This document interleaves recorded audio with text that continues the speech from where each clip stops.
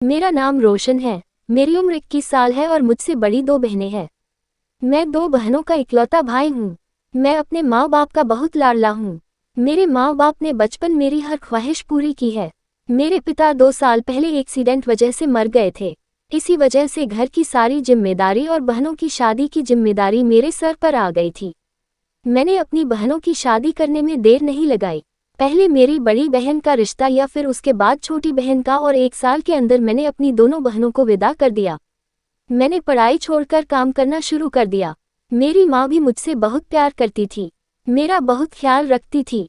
मैं जब माँ को कहता है कि मैं शहर से बाहर चल जाता हूँ काम करने के लिए, तो उन्होंने मुझे भेजने से साफ इनकार कर दिया।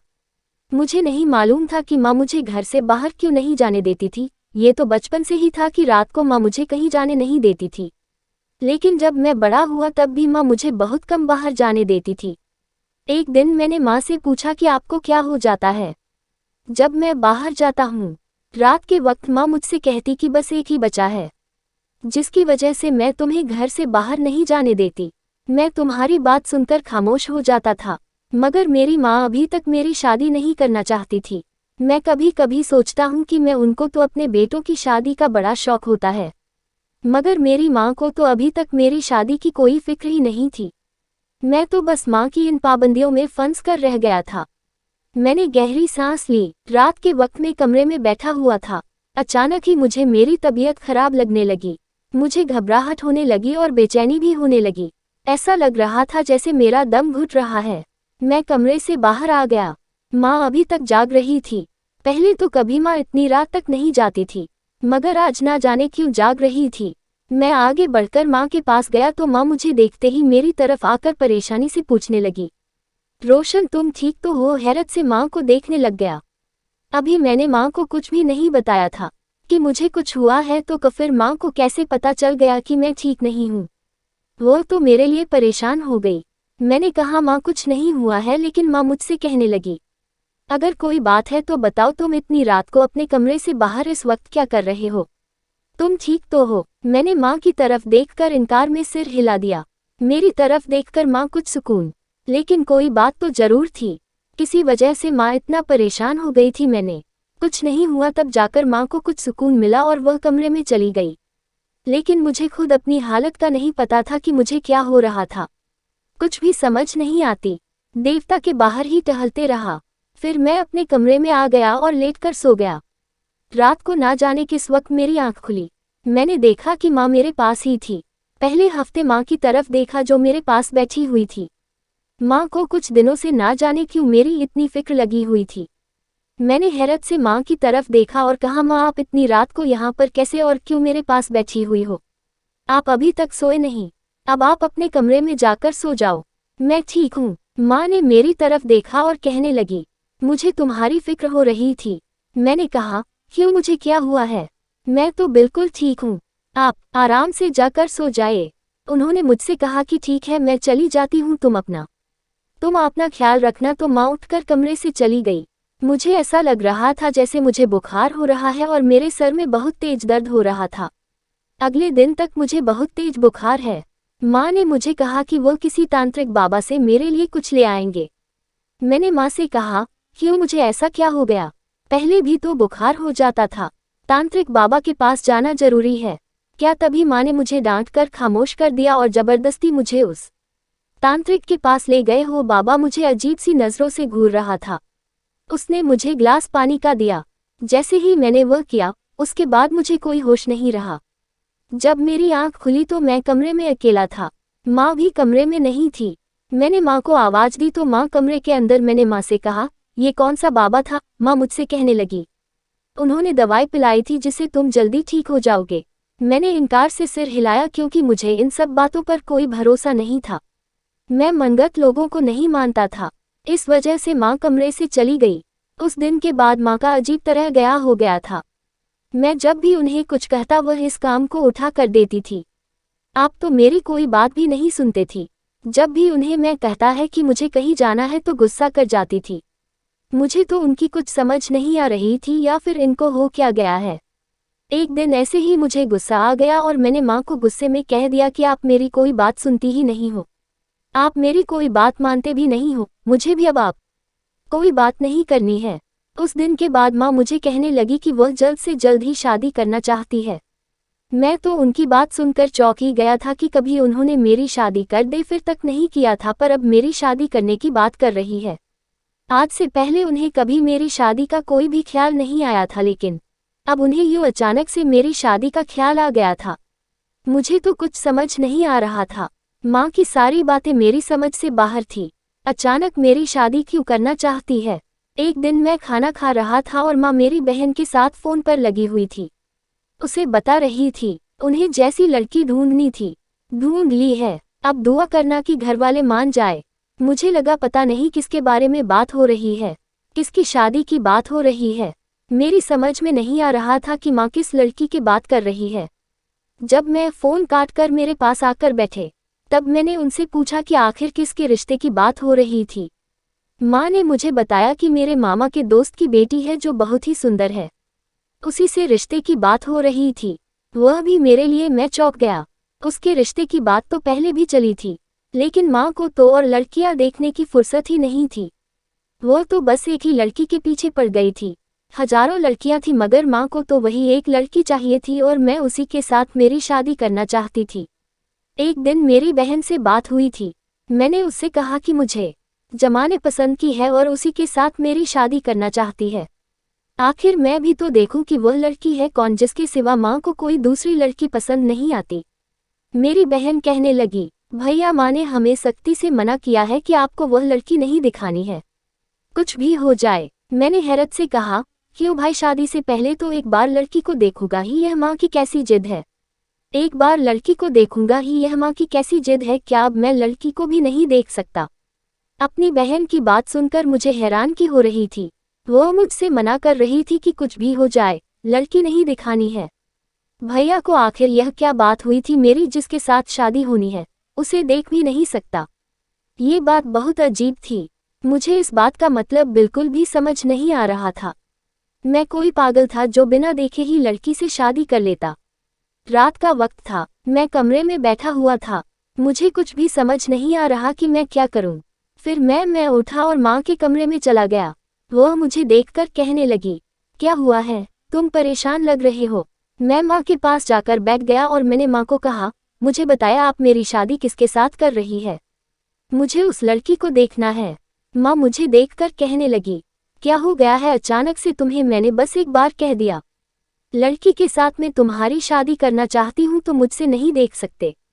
मैंने हैरत से कहा, क्यों नहीं देख सकता, कोई तो वजह होगी। लेकिन माँ ने मुझे कहा कि वह मुझे किसी भी कीमत पर नहीं दिखाएंगे। मुझे कुछ भी समझ नहीं आ रहा था कि माँ को क्या कहूँ।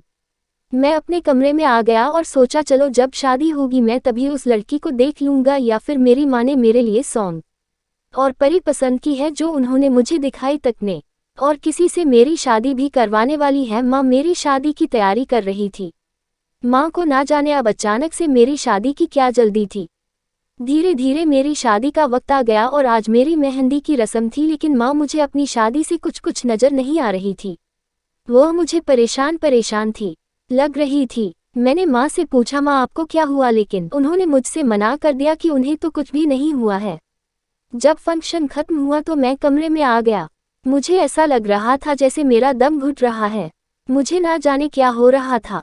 मैंने पानी पिया मगर फिर भी ना जाने क्या हो रहा था। मैं माँ के कमरे में गया, मुझसे चला तक नहीं जा रहा था। मैं बहुत मुश्किल से माँ के कमरे तक गया।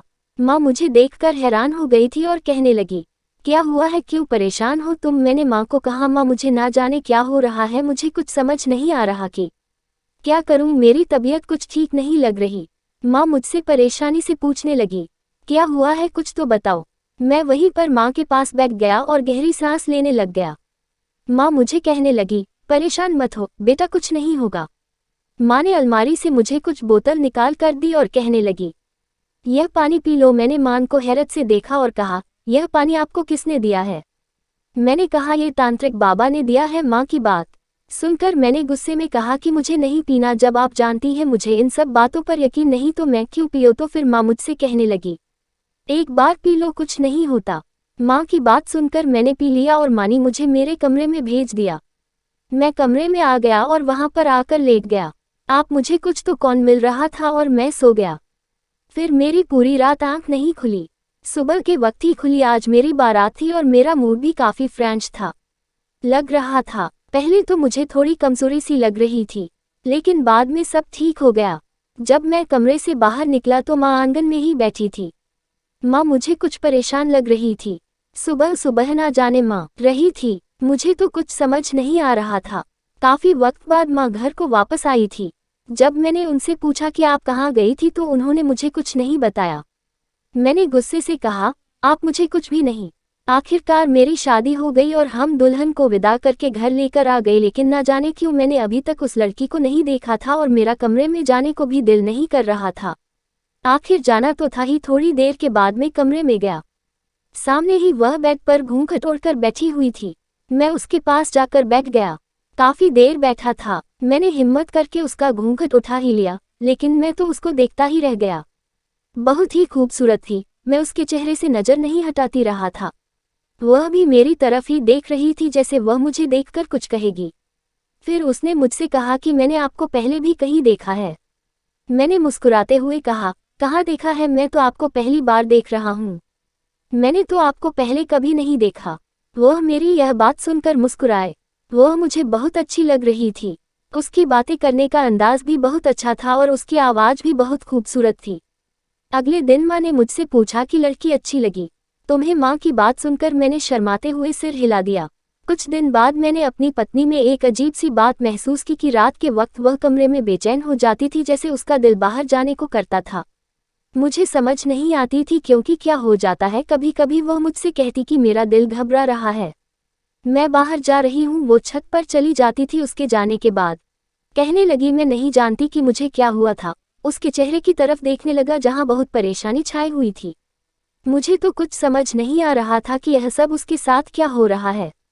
मुझसे कहने लगी वह अपनी माँ के घर जाना चाहती है, तो मैंने उससे कहा कि चली जाओ। मैंने कब मना किया, लेकिन पहले अपनी तबीयत तो ठीक कर लो।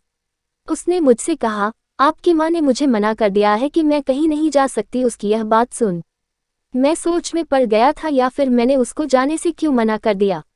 आज जब मैं ऑफिस से घर आया तो मेरी पत्नी किचन के कामों में बिजी थी। मैंने उसके बारे में माँ से पूछा कि वह कैसी है और घर में उसका सब लोगों के साथ व्यवहार कैसा है। माँ ने मुझसे कहा कि ठीक है, अच्छी है, सबके साथ व्यवहार भी अच्छा है। मैंने कभी मुझसे उसकी शिकायत नहीं लगाई थी। मुझसे उसके बारे में कोई बात भी नहीं करती थी कि वह कैसी है और घर में सारा दिन क्या करती है।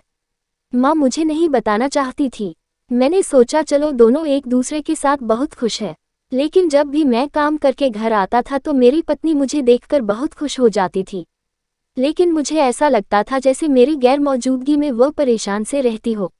एक दिन मैंने माँ से पूछा, माँ आप और मेरी पत्नी में कोई बात हुई है क्या? काफी दिनों से मैं देख रहा हूँ आप दोनों एक दूसरे से ठीक से बात नहीं कर रही हो। मैंने मुझे हैरत से देखा और कहने लगी, क्या हो गया है तुम्हें? कैसे सवाल कर रहे हो? वह मेरी बेटी की तरह है। मैं क्यों उसे कुछ कहूंगी, और वैसे भी वह भी मुझे कुछ नहीं कहती। अपनी माँ समझती है। तुम बड़े अजीब सवाल कर रहे हो मुझसे। मैंने कहा, नहीं माँ, मेरा मतलब वह नहीं था। मैं तो बस ऐसे ही पूछ रहा था। ऐसा लग रहा है कि आप परेशान हो या फिर वह परेशान है। माँ ने कहा, ऐसी कोई बात नहीं है। तुम्हारी पत्नी तो बहुत अच्छी है, उसका ख्याल रखा करो। जिंदगी में तुम्हारा बहुत साथ देगी। आजकल बहुत है बातें कर रही थी मुझसे, रही थी कि उसका ख्याल रखो, वही तुम्हें संभालेगी और तुम्हारा ख्याल भी रखेगी। लोगों की बातों में मत आना। मैंने तुम्हारे लिए अच्छी पत्नी ढूंढ, मुझे समझ नहीं आती थी कि वह ऐसी बातें क्यों करती है। समझ तो मुझे उस दिन आए जिस दिन माँ का देहांत हो गया। एक दिन अचानक की माँ की तबीयत खराब हो गई। माँ शुगर की मरीज थी। उनकी शुगर बहुत ज्यादा हाई होने की वजह उनकी मौत का कारण बनी। मुझे तो यकीन नहीं आ रहा था कि माँ मुझे छोड़कर चली गई। मुझे ऐसे लग रहा था मेरा सब कुछ खत्म हो गया है। मेरी बहनें भी बहुत रो रही थी, लेकिन वक्त गुजरने के साथ साथ सब अपने अपने घर चले गए। लेकिन मेरी नजरें माँ को हमेशा घर में ढूंढती थी। मस्जिद पर गुस्सा किया करती थी, मुझ पर प्यार किया करती थी, मेरी फिक्र करती थी। शायद ऐसी फिक्र और ऐसा प्यार मुझे कोई नहीं दे सकता था जैसा माँ करती थी। माँ के बिना मुझे घर काट खाने को दौड़ता था। मैं घर में माँ को ढूंढता है, लेकिन वह मुझे कहीं नजर नहीं आती। मैं माँ के गम में बहुत खो गया था। लेकिन जब कुछ दिनों के बाद मैं माँ की कुछ संभल पाया तो मुझे पता चला कि मुझसे ज़्यादा दुख तो मेरी पत्नी को है। मेरी माँ के मरने का वक्त और खुद में ही खोई हुई रहती थी। मैं जब भी उसे पुकारता था वह ना जाने कहाँ खोई हुई होती थी। आज भी वह कामों में इस कदर भी देती कि मैं उससे बहुत देर से आवाज़, लेकिन वह मेरी आवाज़ ही नहीं सुन रही थी। मैं उसके करीब गया, मैंने उसके कंधे पर हाथ रखा तो वो एकदम से डर गई और मेरी तरफ देखने लग गई। मैंने उससे पूछा, इतना क्यों डर रही हो, क्या हुआ है? कोई भूत नहीं है। मैं हूँ। वो अपने इर्द गिर्द देखने लग गई। मैंने उससे पूछा, क्या हो गया, तुम्हें इतनी परेशान क्यों हो रही हो? मैं ही हूँ, कोई और नहीं है। यहाँ पर उसने मेरी तरफ देखकर कहा, वह आपकी माँ ने, और यह कहकर वह चुप हो गई। मैंने हैरत से कहा, क्या हुआ मेरी माँ को? मैंने जब गुस्से में पूछा, वह मेरी तरफ देखकर सर लग गई। ना जाने उसे क्या हुआ था। मैंने उससे कहा, मुझे खाना दो। मेरी बात सुनकर उसने फिर से सिर हिला दिया।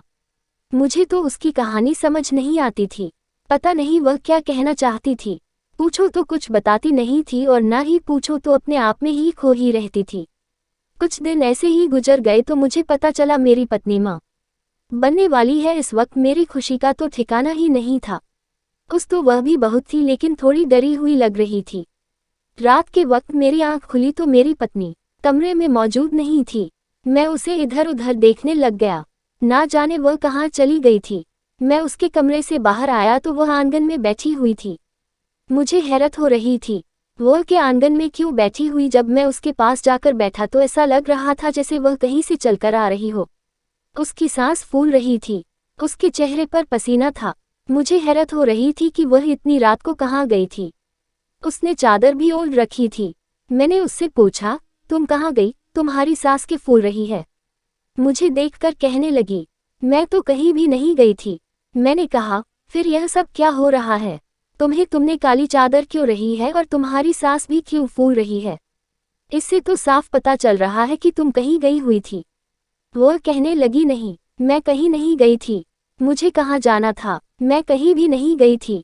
मुझे कुछ पता है। मैं तो बस ऐसे ही कमरे से बाहर आकर बस बैठ गई। कमरे में मेरा दम घुट रहा था और दिल भी घबरा रहा था और अभी सर्दी लग रही है। इसी वजह से मैंने ये चादर ओढ़ रखी है। उसकी बात सुनकर मैं तो हैरत में चला गया, लेकिन उसे इतनी गर्मी में ठंड क्यों लग रही थी? ये बात मुझे कुछ अजीब सी लग रही थी।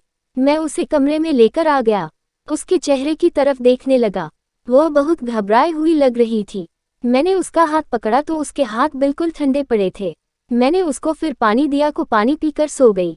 मैं कमरे से बाहर आ गया और उसके बारे में सोचने लग गया। जब से मुझे उसके बारे में पता चला था कि वह माँ बनने वाली है, उसके बाद से वह बहुत अजीब हो गई थी। मुझसे दूर दूर भी रहा करती थी।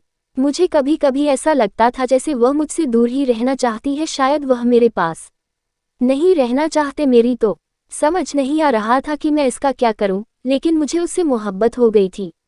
मैं उस पर गुस्सा भी नहीं करना चाहता था, ना ही उससे कोई बात बोल पाता था। मुझे बहुत बुरा लगता था जब मैं उसे डांटा था या फिर उसे कुछ कहता था। कुछ देर बाद जब मैं कमरे में गया तो मुझे ये देखकर हैरत हुई कि वह अपने ऊपर पानी डाल रही थी। मैंने गुस्से में कहा कि क्या कर रही हो, पागल हो गई हो क्या, जो अपने ऊपर ठंडा पानी ना जाने क्यों डाल रही थी? वह मुझे कहने लग गई, मुझे बहुत गर्मी लग रही थी तो इसलिए मैं यह पानी डाल रही हूँ। मैंने उसे पानी डालने से मना किया, लेकिन वह तो अपने ऊपर पानी लगातार ही डाले जा रही थी। मैंने गुस्से में कहा, रुक जाओ पागल लड़की, यह क्या पागलपन है? बंद करो ये सब। उसने सारा पानी अपने ऊपर डाल लिया। मैं तो कमरे का बुरा हाल होता देख रहा था। वह गहरी सांस लेने लग गई। मुझे कुछ समझ नहीं आ रहा था, मैं उसका क्या करूं। मैं उसके वजूद पकड़कर दूसरे कमरे में ले आया और उससे कहा, यहाँ बैठो, यहाँ बैठकर आराम करो। इतनी रात को ना जाने क्या पागलपन तुम्हें सोच रहा है। उसके बाद मैंने उससे कहा, जाओ जाकर अपने कपड़े चेंज करो, और हम दूसरे कमरे में जाकर सो गए। सुबह हुई तो मेरी पत्नी किचन में खड़ी नाश्ता बना रही थी। मैं उसकी तरफ देख रहा था। वह बहुत संजीदगी से अपने काम में मगन थी। एकदम से उसे बुलाया तो डर गई और अचानक कुर्सी पर बैठ गई। मुझे हैरत हुई, मैंने इतनी ऊंची आवाज में भी उसे नहीं बुलाया था कि वो इतना डर गई। मैंने कहा, तुम ठीक हो? वो नहीं। मैं सिर हिलाने लगी और कहने लगी, मुझे नहीं लगता, मैं तो अभी ठीक भी हो सकती हूँ या नहीं। मैं बहुत गलत हूँ। मुझे उसकी बात समझ नहीं आ रही थी कि आखिर वह क्या कहना चाहते हैं, पर मैं ऑफिस चला गया और काम में इतना बिजी हो गया था कि मुझे किसी चीज़ की खबर नहीं रही। जल्दी से सारा काम करने के बाद मैं घर की तरफ रवाना हो गया। घर आया तो देखा मेरी पत्नी गहरी नींद में सोई हुई थी। फिर वह काफ़ी टाइम बाद उठी। मुझे देखकर हैरान हो गई और कहने लगी, आप इतनी जल्दी कैसे घर आ गए? मुझे बता तो देते कि जल्दी आ जाओगे। आज मैं उसकी बातें सुन रहा था। वह सोई हुई शक्ल पर मुझसे बातें कर रही थी। मुझे उसकी ऐसी भोली भाली बातें सुन उस पर बहुत प्यार आ रहा था, पर मैंने उसकी किसी बात का जवाब नहीं दिया। बस मन कर रहा था कि उसको देखता ही जाऊं। आखिर में मैंने उससे कहा, बस करो, तुम कितना बोलती। उसने कहा, आप मेरी बातों का जवाब नहीं दे रहे थे, इसलिए मैं बोली चली जा रही थी। इसी बात का तो जवाब शायद आप दे देंगे। उसके बाद सुंदर में मुस्कुरा दिया। मुझे उसका बोलना बहुत अच्छा लग रहा था, लेकिन आज की रात फिर उसने वही किया जैसा वह हर बात करती थी।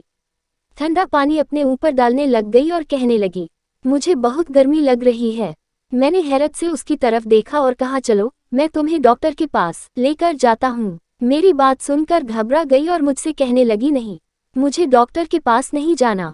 मैंने उसकी तरफ देखकर कहा, क्या हो गया है? तुम्हें डॉक्टर के पास जाएंगी तो डॉक्टर बताएगा। आखिर तुम्हारी तबीयत क्यों ठीक नहीं रहती?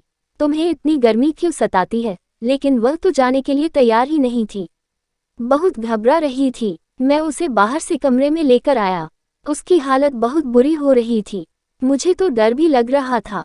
उसकी इन हरकतों की वजह से अगर बच्चे को कोई नुकसान पहुंच जाता तो मैंने फिर भी उसे दोबारा कहा कि चलो डॉक्टर के पास लेकर जाते। दम से गुस्से में कहने लगी, बस मैंने एक बार कह दिया ना कि मुझे डॉक्टर के पास नहीं जाना, फिर क्यों आप बार बार सिर्फ कर रहे हो? उसने तो गुस्से में मना कर दिया, लेकिन मुझे बहुत पानी हुई। बाहर निकलकर मोहल्ले की है दाई के पास गया और उसे घर लेकर आ गया।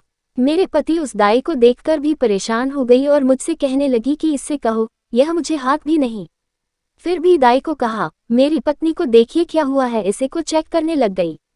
मगर मेरी पत्नी बहुत घबरा रही थी। दाई मेरी पत्नी को बहुत ही अजीबोगरीब नज़रों से देखा और फिर वह मुझसे कहने लगी, तुम अपनी पत्नी को तलाक दे दो। मैं उस दिन की बात सुनकर गुस्से में आ गया था। उस जाहिल अनपढ़ दाई बातें सुनकर मेरी पत्नी की एकदम से आंखें फटी की फटी रह गई। वो कहने लगी, नहीं, ऐसा नहीं हो सकता, ये तुम कैसी बातें कर रही हो? और घबराकर खूब रोने लगी। मैंने अपनी पत्नी को चुप कराया। उस दाई की बातें सुनकर मेरे तन बदन में आग लग गई। मैंने उसे बहुत बातें सुनाई और कहा कि गलती हो गई जो आपको मैं घर में लेकर आ गया जाए।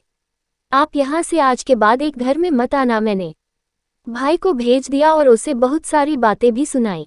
मेरी पत्नी उस दिन मेरे साथ चिपक गई और रोती हुई मुझसे कहने लगी कि आप कभी भी मुझे मत छोड़ना। हैरत से उसकी तरफ देख रहा था।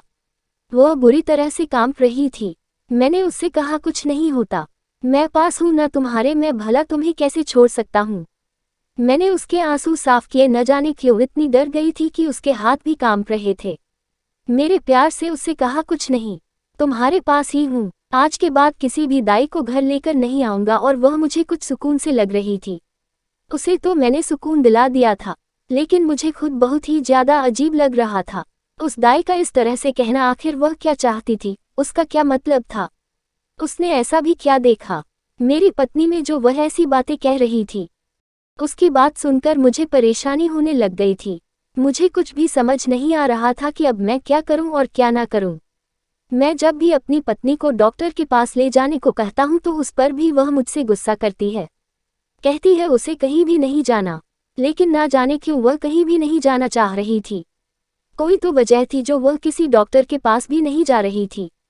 कुछ दिन बाद जब भूल गई तो मैंने उससे कहा, चलो आज हम कहीं बाहर घूमने चलते हैं। वह तो बाहर जाने के लिए भी नहीं मान रही थी। मैंने उसे बड़ी मुश्किल से मनाया और उसे लेकर बाहर आ गया।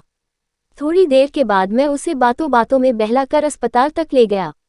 अस्पताल देखते ही वह बहुत घबरा गई थी और मुझसे कहने लगी, आप मुझे अस्पताल क्यों लेकर आए हैं? मुझे तो घर जाना है।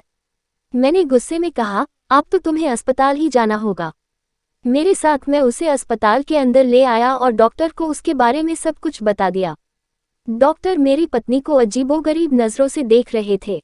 जब डॉक्टर रूम से बाहर आए और मुझे देखकर कहने लगे, आपकी पत्नी है। मैंने सीरियस होकर उनकी तरफ देखकर कहा कि मैं लाया हूँ तो मेरी ही पत्नी होंगी ना। वह मुझसे कहने लगे कि आपकी पत्नी का इलाज नहीं है। इनका तो इलाज है, लेकिन बाकी बातें मेरे दिमाग में बैठ गई थी। मेरी पत्नी मुझसे पूछने लगी, क्या हुआ है? डॉक्टर ने क्या कहा है? अगर मैंने अपनी पत्नी से झूठ कहा कि नहीं, उन्होंने तुम्हें कुछ भी नहीं बताया, बस इतना कह रहे थे कि आपकी पत्नी काफी कमजोर है, इनका ख्याल रखा करो। वह मुझे देखे जा रही थी और कहने लगी, आप झूठ क्यों बोल रहे हो? उसकी बात सुनकर मैंने कहा, नहीं ऐसा कुछ भी नहीं है। फिर हम लोग घर पर आ गए, लेकिन फिर से अपने वही काम किया। मुझे आज गुस्सा आ गया था। मैं पानी उठाकर फेंकने लग गया तो ये देखकर मुझे बहुत हुई जैसे पानी में किसी बुढ़े शख्स के बाल हों। मैं हैरत से वो पानी देखने लगा। वो डरते हुए मेरी तरफ देख रही थी। मैंने उसका बाजू पकड़ा और गुस्से में उसे कमरे में लाया और बेड पर फेंकने वाले अंदाज में बिठाया और डरती हुई मुझे देखने लग गई। मैंने गहरी सांस ली और उससे कहा, मेरी तरफ देखो और बताओ तुम्हारे दिमाग में क्या चल रहा है? गुस्से में कहा। उसने एकदम से मेरा बाजू पकड़ लिया और रोने लग गई। मैंने गुस्से में कहा कि मुझे बताओ। वह कहने लगी, आपकी माँ ने मना किया था। मैंने हैरत से कहा, क्या मतलब, क्या मना किया था? मैंने तुम्हें, मैं तो अभी दुनिया से चली गई है। वह मुझसे कह, मैं आपको सब कुछ बताती हूँ, जैसे आप हैं मैं भी वैसी ही हूँ। मैंने हैरत से कहा, क्या मतलब? मैं कुछ नहीं समझा। मैं कहता हूँ। वह मुझे कहने लगी, आप एक तांत्रिक का इलाज करने के बाद पैदा हुए थे। मैं भी उन्हीं के इलाज की पैदा हुई थी। आपकी माँ उस तांत्रिक के पास जाकर अपना इलाज करवाया करती थी। आप भी अब तक रातों को ऐसे ही डरा करते थे जैसे मैं डरती हूँ। उस तांत्रिक बाबा ने कहा था कि आपकी माँ को आप जैसी लड़की से ही आपकी शादी करनी होगी, और यही वजह थी जो आपकी माँ ने आपकी शादी मुझसे करवाई। शादी से पहले जैसे आपकी तबीयत खराब रहती थी, वैसे ही तबीयत मेरी भी खराब रहती है। हम दोनों की हालत एक जैसी ही है। जब हमारी शादी हुई तब भी आपकी माँ ने मुझसे कहा था कि जिंदगी में कुछ भी हो जाए, कोई भी अच्छी खबर हो या बुरी हो, उस तांत्रिक के पास जरूर जाना। उस बाबा ने मुझसे कहा था। उन्होंने मुझसे कहा, अगर तुम किसी दाई के पास जाओगी या डॉक्टर के पास जाओगी तो वह तुम्हें गलत ही समझेंगे। इसी वजह से 9 महीने से पहले किसी के भी पास मत जाना। मैंने अपनी पत्नी की बातें सुनी और गहरी सांस भरी। आप मुझे माँ की बातों की भी और उनके लगाए की भी समझ आ रही थी कि वह मुझे क्यों बोतल का पानी पिलाया करती थी। उसने मुझे बताया कि यह पानी भी उन्होंने ही उसको डालने के लिए कहा था। वह बताते हुए बहुत रोने लग गई थी। मैंने उसे अपने सीने से लगा लिया और कहा कि रोना बंद करो, सॉरी मैं तुम्हें गलत समझ बैठा था। वह बहुत बुरी तरह से रोए जा रही। मैंने उसके आंसू साफ किए और फिर से सॉरी कहा तो वह मुझसे कहने लगी, आप भी अपनी जगह पर बिल्कुल ठीक है। आपकी जगह और कोई भी होता तो मुझे पागल ही समझते। मुझे लगा था कि आपकी माँ ने आपको ये सब कुछ बता दिया होगा, इसी वजह से मैं आपको कुछ बताना नहीं चाह रही थी। मैंने उससे कहा, चलो अब सब कुछ बता दिया है ना, आपका भी तुम पर शक नहीं करूँगा। उसके बाद मैं उसका बहुत ख्याल रखता था। फिर हमारे घर एक बहुत प्यारी सी बेटी ने जन्म लिया और हम अपनी जिंदगी में बहुत खुश हैं। आपको हमारी कहानी पसंद आई होगी। कहानी पसंद आई है तो वीडियो को लाइक करें, चैनल को सब्सक्राइब करें और हाँ, नोटिफिकेशन जरूर दबाएं ताकि अगली अपडेट पहले आपको मिले।